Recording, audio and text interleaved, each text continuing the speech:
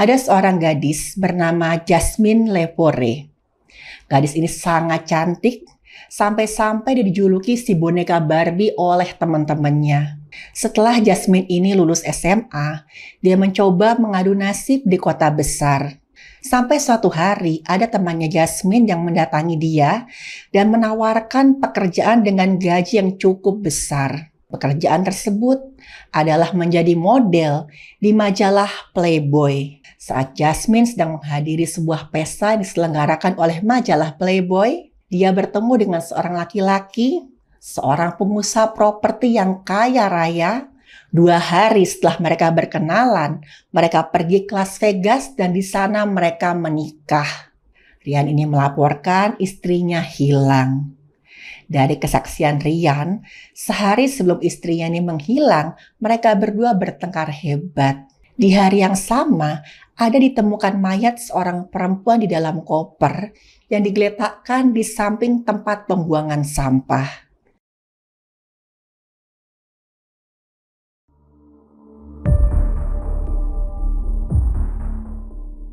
Halo, saya Dr. Stefani. Saya seorang dokter spesialis forensik dan saya melihat apa yang tidak semua orang lihat. Halo, balik lagi di channel Dr. Stefani. Kisah yang akan saya bahas ini terjadi di Amerika Serikat. Saya mengangkat kasus ini karena proses identifikasi korban yang tadinya tidak diketahui siapa itu cukup unik dan dapat dijadikan sebagai referensi. Selain itu, proses identifikasi korban juga jadi pengingat buat kita bahwa tidak ada kejahatan yang sempurna. Dalam mengungkap satu kejahatan, yang terpenting adalah kita tahu siapa identitas korban ini. Beberapa pelaku kejahatan selalu berusaha untuk membuat mayat korbannya ini tidak dikenali. Karena kalau mayat korban tidak dikenali identitasnya, pihak yang berwenang akan kesulitan untuk mengetahui siapa yang kira-kira mau berbuat jahat sama korban. Tapi seringkali walaupun pelaku tindak kejahatan merasa mereka sudah membuat kejahatan yang sempurna dengan menyamarkan identitasnya korban, identitas korban sering terungkap dengan cara yang tidak terduga-duga. Contohnya pada kasus ini. Ada seorang gadis bernama Jasmine Lepore. Gadis ini sangat cantik, sampai-sampai dia dijuluki si boneka Barbie oleh teman-temannya. Rambutnya pirang keemasan, matanya biru, dan kulitnya tuh putih bersih. Dan selain cantik, Jasmine ini juga punya postur tubuh yang ideal, karena dia rajin merawat diri. Selain itu, Jasmine ini juga suka bermain olahraga baseball. Setelah Jasmine ini lulus SMA, dia mencoba mengadu nasib di kota besar. Tapi saat dia di kota besar, pekerjaan yang dia dapat itu bisa dibilang tidak biasa. Dia pernah mendapat pekerjaan sebagai model pakaian renang, dan Jasmine juga sempat menjadi model untuk iklan saluran telepon khusus dewasa. Benar-benar pekerjaan yang unik ya. Sampai suatu hari ada temannya Jasmine yang mendatangi dia dan menawarkan pekerjaan dengan gaji yang cukup besar. Dan pekerjaan tersebut adalah menjadi model di majalah Playboy, yang saat itu jadi salah satu majalah dewasa yang paling terkenal. Pada saat itu Jasmine sempat ragu-ragu, tapi temannya terus membujuk. Kata temannya, kalau kamu ambil pekerjaan ini, kamu tidak hanya akan mendapatkan upah yang fantastis, tapi kamu juga akan mendapatkan popularitas yang tidak main-main. Temannya memberi contoh beberapa model majalah Playboy yang namanya dikenal satu Amerika. Selain itu, semua biaya hidup Jasmine dan model-model lain, dari tempat tinggal sampai biaya perawatan diri, semua akan ditanggung oleh agensi majalah Playboy. Mendengar tawaran ini, akhirnya Jasmine pun tertarik dan dia menerima tawaran pekerjaan tersebut. Tapi sebagai model pemula, ketika dia mulai bekerja, dia nggak langsung bisa mendapatkan banyak sesi foto. Salah seorang agen di majalah itu berkata ya itu memang Jasmine itu punya wajah yang cantik. Tapi wajah cantik aja nggak cukup. Banyak sekali perempuan yang punya wajah cantik. Kalau Jasmine mau lebih cepat terkenal, Jasmine harus memiliki wajah dan tubuh yang benar-benar persis boneka Barbie. Karena saat itu boneka Barbie dianggap sebagai standar kecantikan ideal bagi para perempuan. Dan gak cuma itu, boneka Barbie juga fantasi bagi semua pria yang membaca majalah Playboy. Setiap kali mereka melihat model di majalah tersebut, mereka seperti melihat boneka Barbie dalam versi manusia yang nyata. Dan supaya wajah dan tubuhnya Jasmine ini bisa persis seperti boneka Barbie, mau tidak mau Jasmine harus melakukan operasi plastik.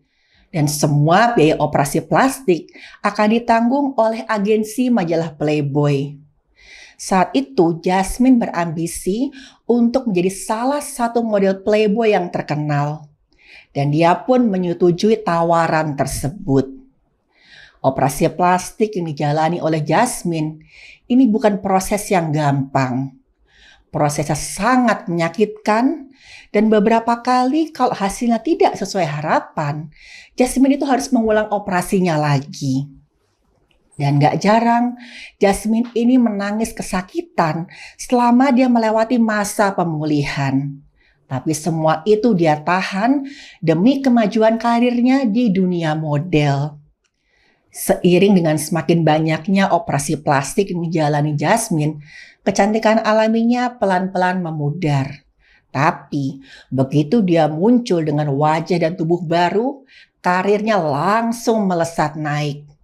Wajah dan tubuh barunya sangat sesuai dengan image perempuan ideal bagi para laki-laki saat itu. Dan saat itulah Jasmine mengganti namanya menjadi Jasmine Fiore.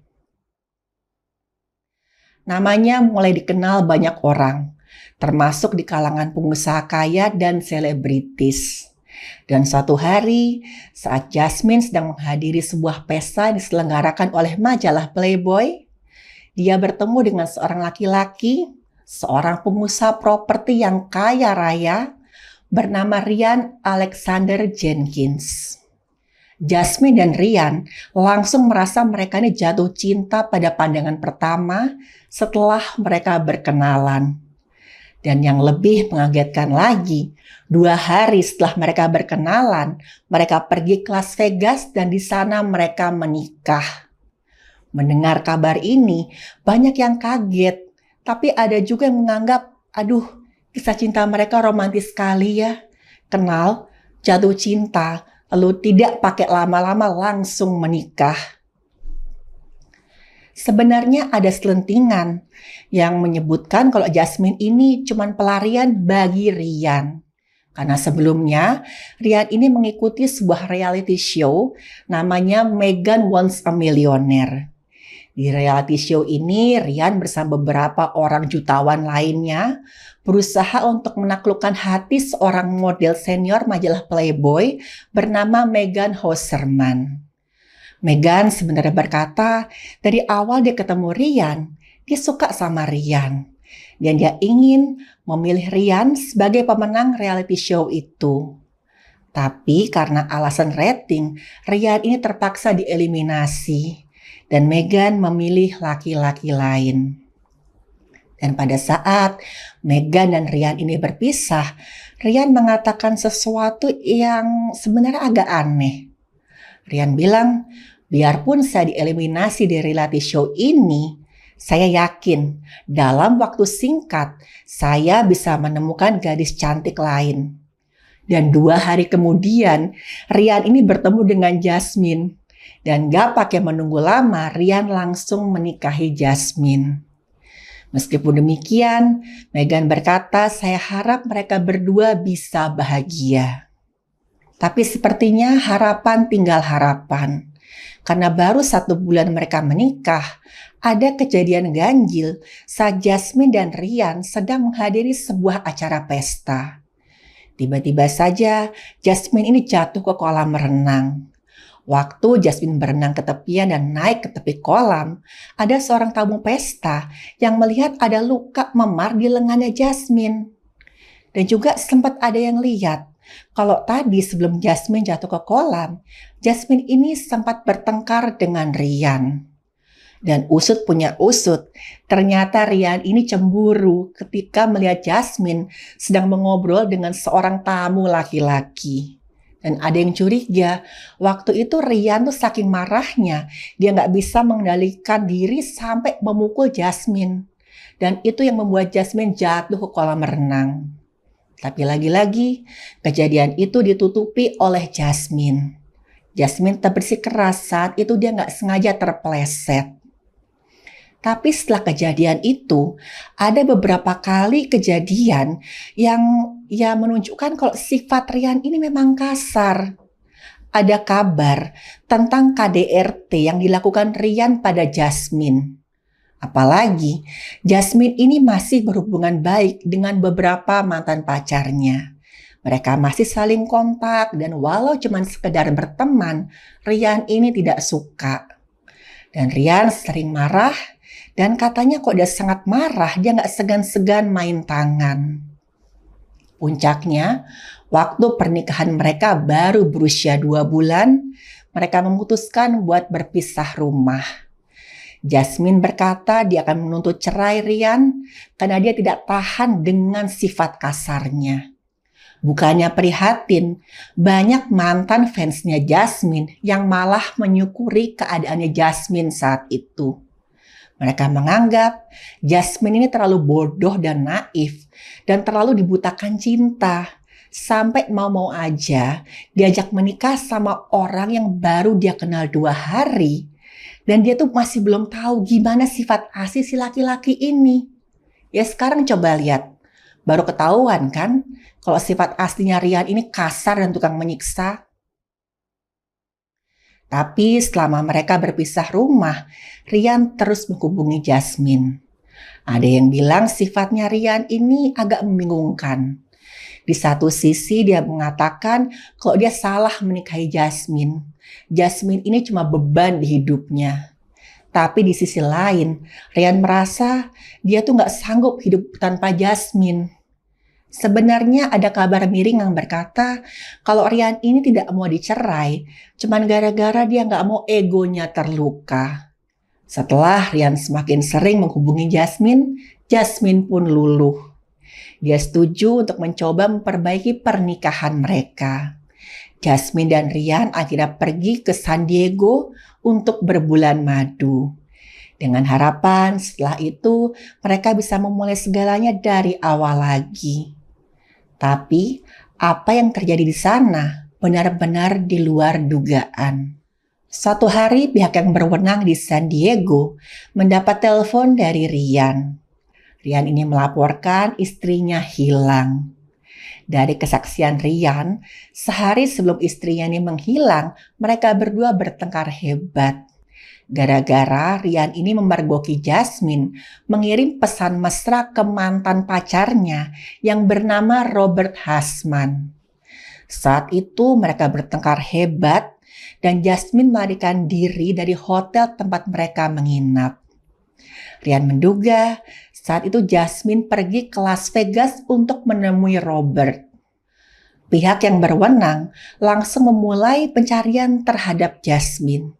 Tapi di hari yang sama ada ditemukan mayat seorang perempuan di dalam koper yang digeletakkan di samping tempat pembuangan sampah.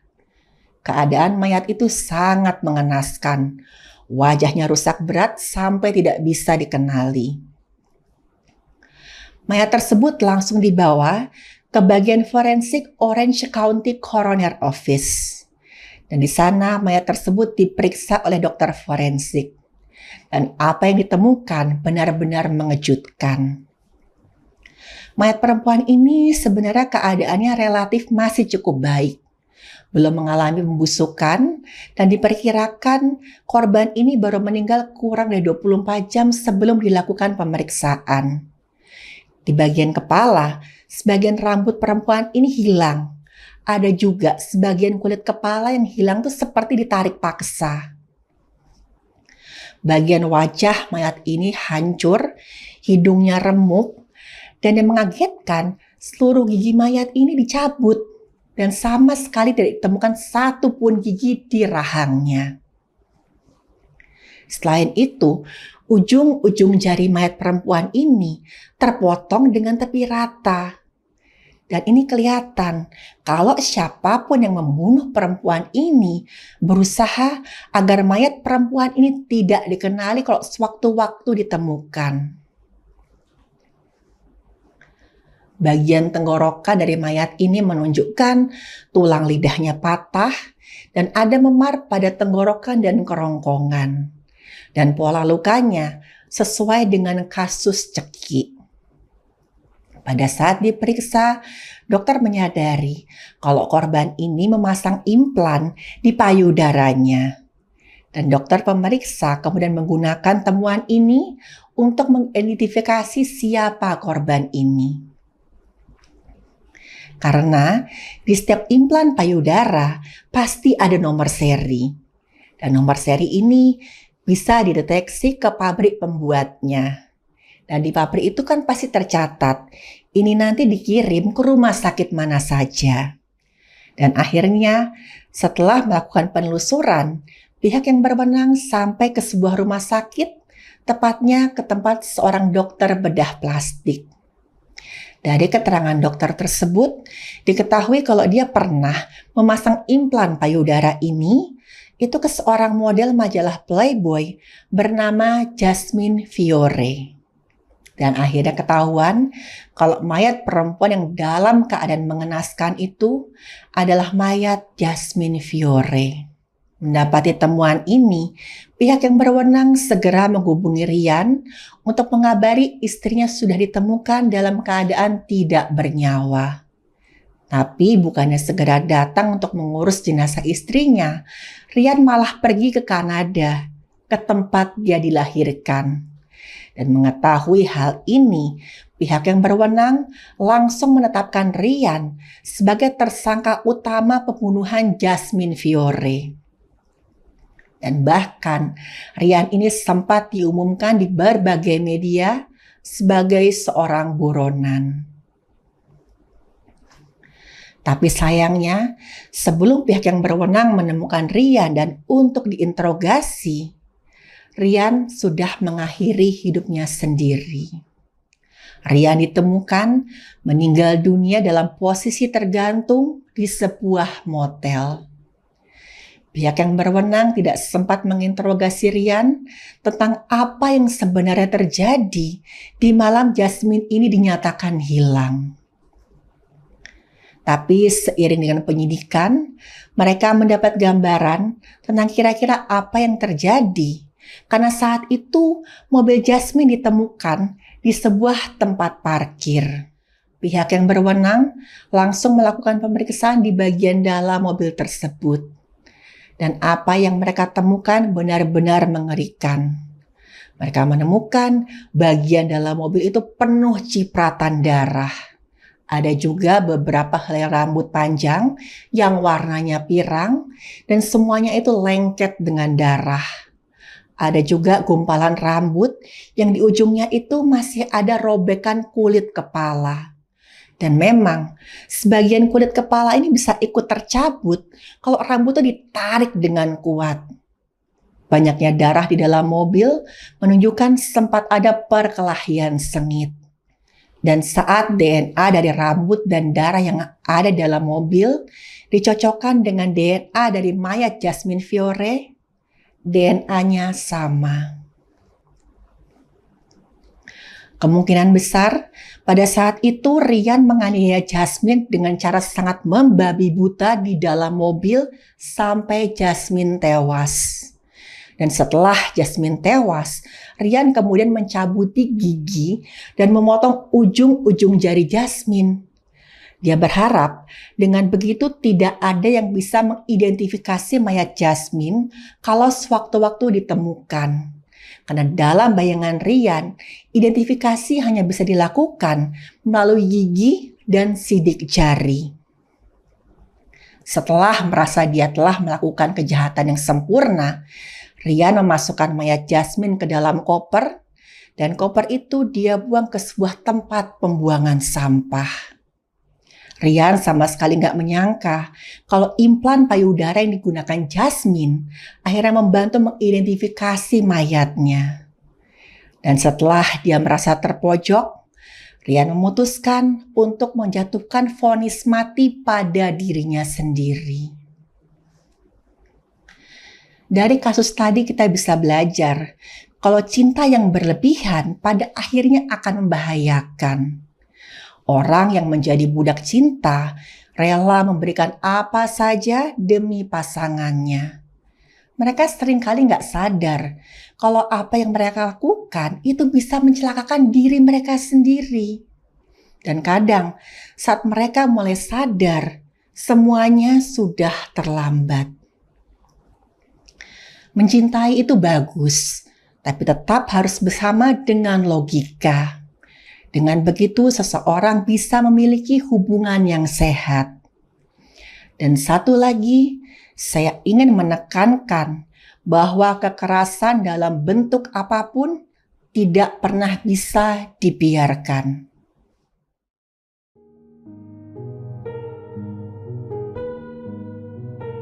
Terima kasih buat yang sudah menyimak cerita saya. Silahkan like, share, dan subscribe.